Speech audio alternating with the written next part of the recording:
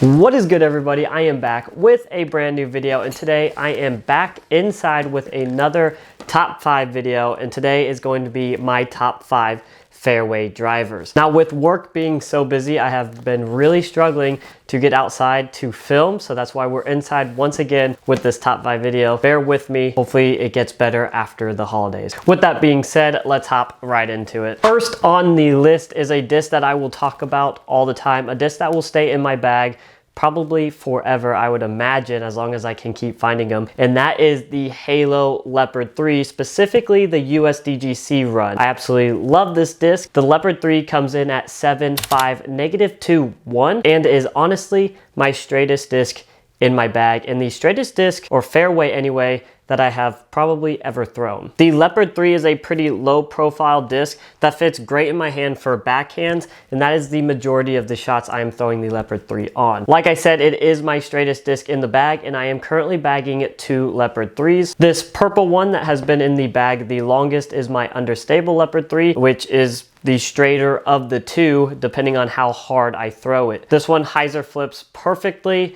goes dead straight, and it doesn't really fade at all, but if I throw it flat, I definitely could get it turning to the right without it coming back. Now, this orange one I recently put in the bag, it's much newer, and this one I can throw flat pretty much as hard as I want to get the same result. This one, if I have a wider fairway or I need a little bit more fade, I will go with this orange one. Now, like I said, I'm really just mainly throwing these backhand, not really forehanding them, because honestly, I probably couldn't forehand them very well, so I'm just gonna keep to the backhand. If I'm trying to hit a fairway or a gap on a very controlled shot, I'm definitely going to pick out the Leopard 3.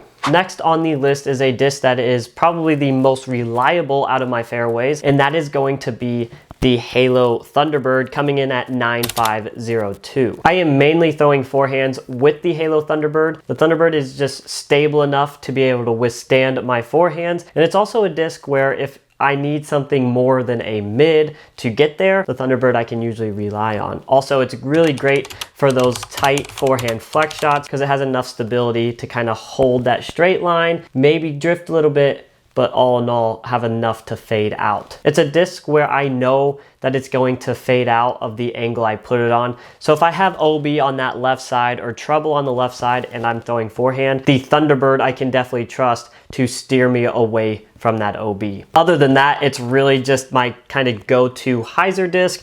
If I need kind of a shorter distance hyzer, I'll use the Thunderbird. Or if I need some skip, I will use this disc as well, because it does have enough stability to get that ground play skip out of it. Really, there's not much to say about an overstable disc like the Thunderbird, but I definitely think this style disc needs to be in everybody's bag.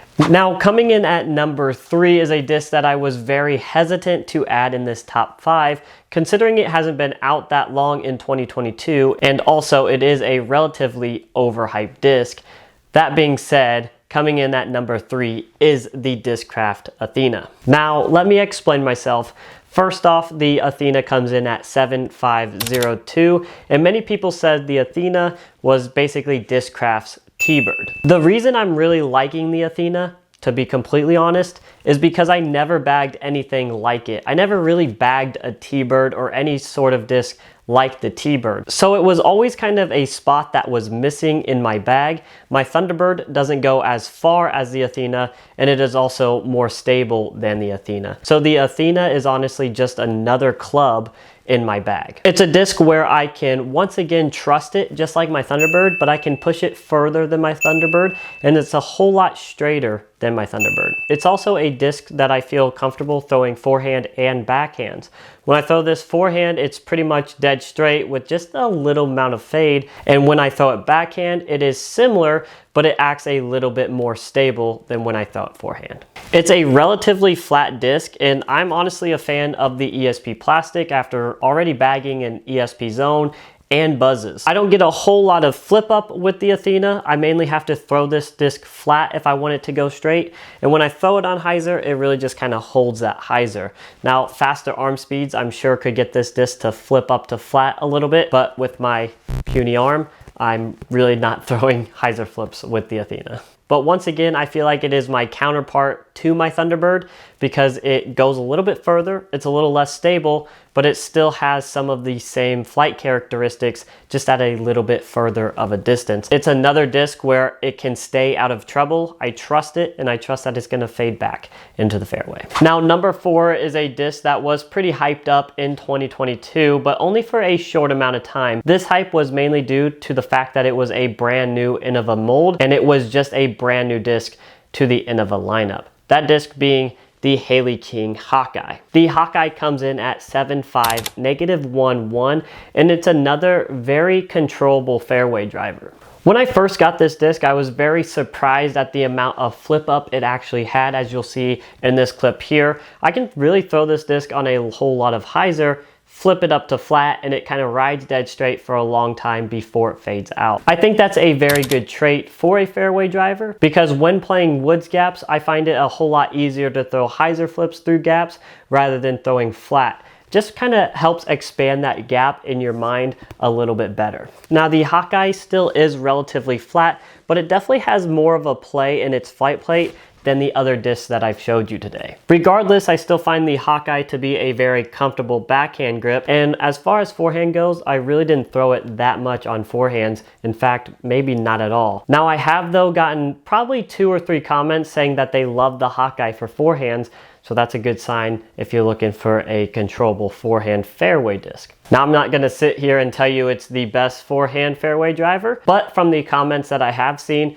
it seems like people really like it for forehands. When the Hawkeye is thrown flat, it really kind of just rides over to the right for you, but it never rolls, which is a very good thing to have because you definitely don't want cut rollers out there. It's another disc where I feel like it's very easy to throw to get its flight, and it's very controllable and straight, so it's easy to land in the fairway. Now, number 5 was a bit harder to pick out. Considering the 4 I've shown you, I had a lot of experience in this 2022 season with, and I bagged the majority of them for a while at least. But coming in at number 5, I picked the Paige Pierce Passion. The Passion comes in at 8.5, -1.1, and I originally started off with the prototype Passion, which honestly became the most understable out of the Passions that were ran. I have been testing out this Z Swirl Passion, and this one I can throw on a flat release, and it's kind of interesting because I'll get a late turn out of it, but typically still fades back into the fairway or fades back OB, whatever you want to say. I think it's really cool to watch late flipping discs because you would think at that point in its flight, the disc was slowing down, meaning it would fade out, but in reality, it is actually going right. That doesn't really make a whole lot of sense to me, but hey, it's cool to watch. Compared to the ESP plastic, I feel like the Z Swirl is definitely a lot flatter, and the forehand that I have thrown with this one was honestly dead straight and pretty reliable, but once again, it was like one that I threw it on. Definitely liking this Z Swirl over the ESP a little bit better just because it is a little bit more stable, a little bit more trustworthy in my opinion. I don't have a whole lot to say about the Passion because, well, this one just went in the bag, and this one it's been a while, like you'll see in the flight paths. But 100%, I would say that the Passion is definitely worth checking out if you're looking for a straight to maybe slightly stable fairway driver. Anyway, guys, that is my top 5 fairway drivers. Once again, hopefully I can actually get outside soon on a day off or whatever it may be and actually play disc golf rather than sitting inside and talking about disc golf. A lot of these shots are obviously from old videos, so if you want to go check out an individual video, I'm sure I will have it somewhere linked below. Regardless, I hope you enjoyed the video. Make sure to hit that like and subscribe button, and we will see you on the next one.